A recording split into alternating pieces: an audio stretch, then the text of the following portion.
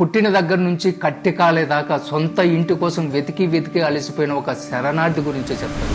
పుట్టినప్పుడు అది నానిల్లు, తాళిపడిన తర్వాత ఆమె మొగుడిల్లు, ముసల్తానం వచ్చిన తర్వాత అది కొడుకిల్లు. మరి ఆమె ఇల్లు ఎక్కడ? మధ్యలో ఎక్కడో ఇరుకుపోయి జీవితాంతం ఇక్కడో కాలు అక్కడో కాలు వేసి అదే ఇంట్లో ఉన్నట్టు బ్రతికి వెళ్ళిపోయే ఆ మనిషి పేరు అమ్మ. అదొక 60 ఏళ్ల సుదీర్ఘ నరకం.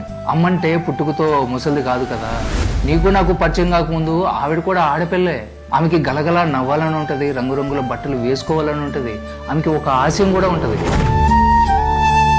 కానీ పెళ్లి అని ముడిపడిన తర్వాత ఆ అమ్మాయి చచ్చిపోతుంది. ఆ శవం మీద ఒక భార్య పుడుతుంది. ఆమె ఇంటి పేరు పోతుంది, గోత్రము మారిపోతుంది. చివరికి ఐడెంటిటీ కూడా భర్త పాదాల దగ్గర తాకట్టు పెడుతుంది. అప్పటిదాకా నా ఇష్టం అనుకున్న ఆడపిల్ల అప్పటి నుంచి ఆయన గారి ఇష్టం, అత్తగారి ఇష్టం అని బ్రతకడం మొదలు పెడుతుంది. భర్త కోపంతో విసుగులాని మాటలు, అత్తమామల సూటిపోటు మాటలు నిలువున కోస్తున్నా కూడా పల్లెత్తి మాట అనకుండా నవ్వుతూ విసాన్ని మింగే శివుడాను. జీతం అడగని పని మనిషి, సెలవు అడగని కూలి, పడక గదిలో భర్తకి అలసట తీర్చే ఒక బానిస. ఆ తర్వాత మనం పుట్టాం. ఆ రోజే ఆమె తన శరీరాన్ని మన పేరు మీద రాసి చేసింది. నువ్వు కడుపులో పడగానే ఆవిడికి ఆకలి వేసినా కూడా తినలేదు, అనారోగ్యం వచ్చినా కూడా మందు వేసుకోలేదు.